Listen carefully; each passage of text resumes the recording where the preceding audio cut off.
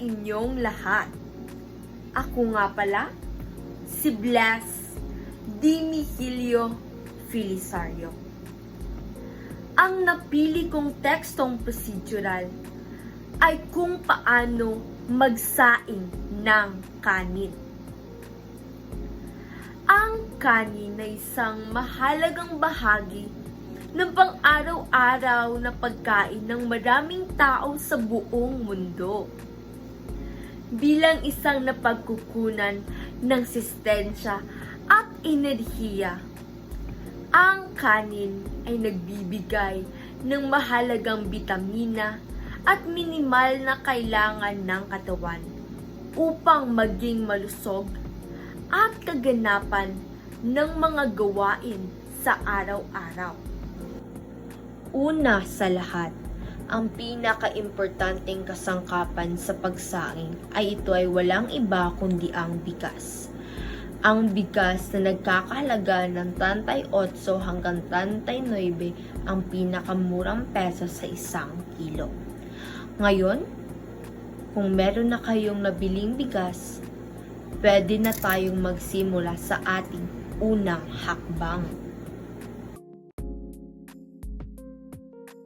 Ang unang hakbang ay kumuha ng tasa na pangsukat at sukatin ng 2 tasa at pagkatapos ito, sukatin at ilagay ito ang bigas.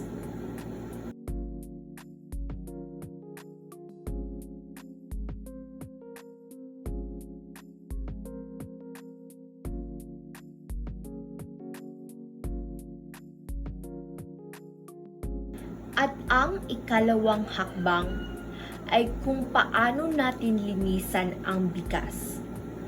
Kadalasan, ang ginagawa ay 2 o 3 ang paghugas ng bigas. Mahalaga itong hugasan bago isalang sa pinakahuling hakbang.